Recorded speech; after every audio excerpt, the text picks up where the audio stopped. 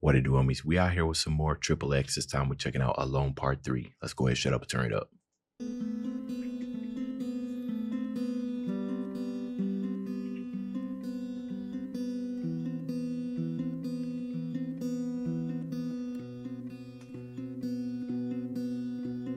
Can't seem to find someone's shoulder.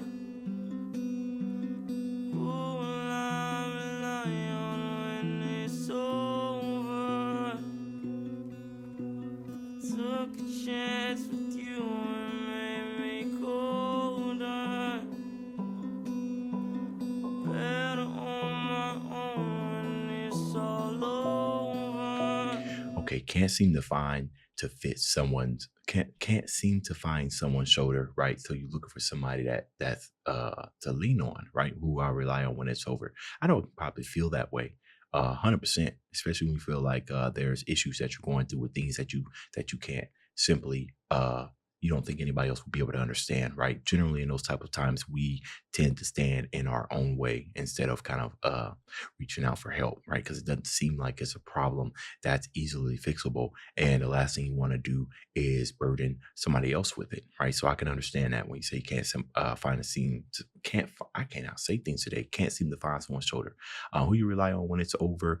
Took a chance with you. It made me colder. So that's interesting, right? Because when you start taking a chance with people and you find out that it's not actually helping you, it's actually digging you deeper into the dirt, well, then that kind of hurts your future chances, right? It kind of closes you off, kind of makes you like create like a black heart, because you're saying, people say that you should reach out, you should do this, but every time I've done it, I've always returned worse than when I started, right? So it didn't always necessarily took a chance with you. Didn't always necessitate to be in a relationship. Sometimes just taking a chance is just trying to go outside of your comfortable, like outside of your box, right? Just kind of exploring the outsides.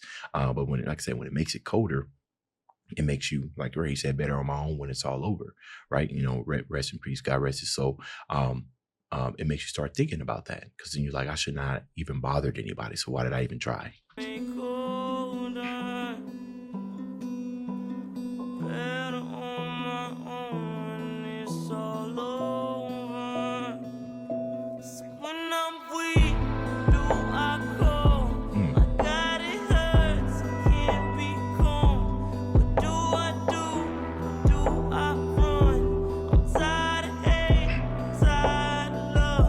I dug my nails to my arms.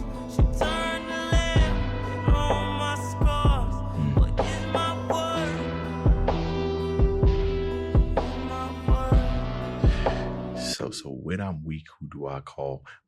My God, it hurts. I can't be calm. Interesting they decided to start that off, but my God, it hurts, right? What do I call? Almost kind of insinuates that. I don't know if he was a man of faith, but generally when in our darkest times, we start to call on something that's higher, for atheists and believers, right? You believe in something, right? And not having a belief in something is a belief within itself, right?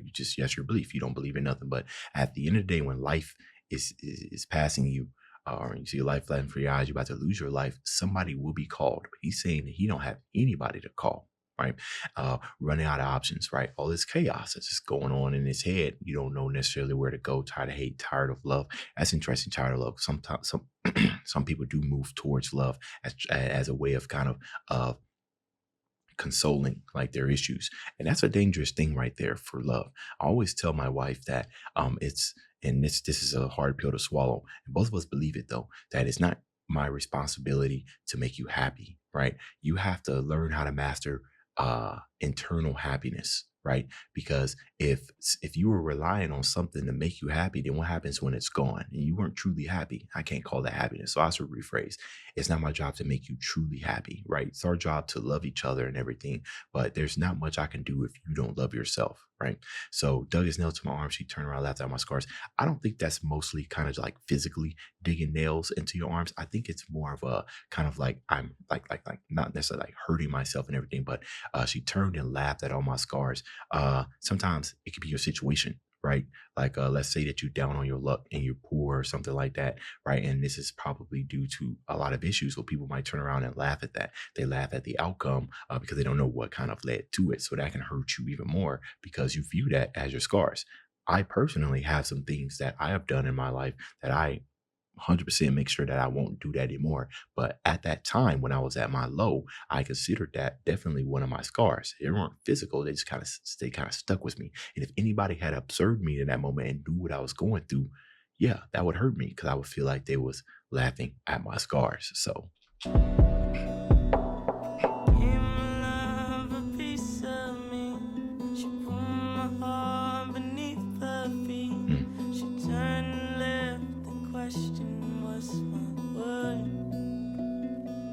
yeah, so establishing self worth is super important these days, right? Again, if your worth is relying on somebody else, then once that's taken away, what do you have? That's sad, putting heart beneath their feet. I feel like that might be some of what some people go through right now. See, I'm a married man. I ain't been single in like 15 years. I feel like dating scene must be extremely rough. 'Cause all I did was said hi to my wife. That's literally all I did. I got her number and we started dating the next day. I couldn't. I say hi. I might be bombarded with a bunch of questions about what I do, possibly how much I make. I feel that way.